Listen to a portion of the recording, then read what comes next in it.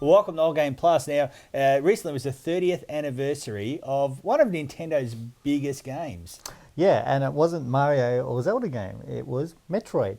Yes, and Metroid was unique. 1986, and the main character was a girl. Yes, so one of the very first female playable characters in video game history, and also one of the first Space Marines you ever played in video game history.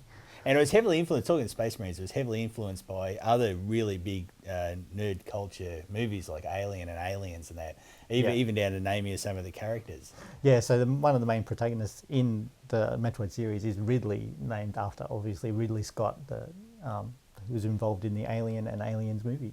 Now, the platforming, so it's based on, obviously influenced a bit being out of Nintendo by Mario, but the platforming was unique. You could go backwards and explore, couldn't you?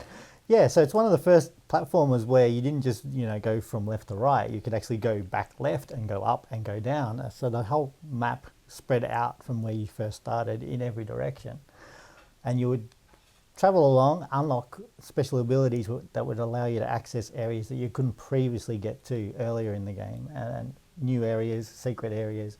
And so that's how the adventure part, from probably a Zelda influence in Nintendo, would come into the game. Now, it's as technology's improved, we've gone from side-scrolling platformers to 3D.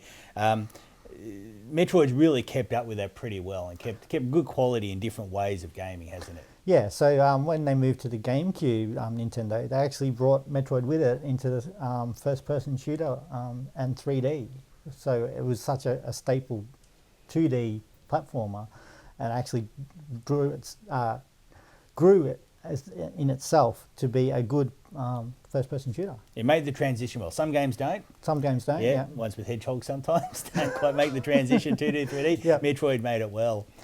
So now it's also appeared in a lot of other games, like it's in Smash. There was a pinball version. So it's been one of Nintendo's biggest franchises over the last 30 years. It's been popped up all over the place, and even at one point. In the early 2000s, apparently the rights to make a Metroid movie were owned by John Woo, but unfortunately we never saw it. That would have been very interesting. It would have been, and also it's also had its own style, like very atmospheric. The music has really added to that, and very well accoladed the music. And being alone, there was hardly any NPCs to interact with in all the games, and that feeling of isolation, being alone, only relying on yourself, is very prominent in the game. So 30 years of Metroid, massive franchise from Nintendo. It's kept up with technology very well. Yep. And it appears everywhere now. It appears guest appearance all over games. Happy birthday, Metroid.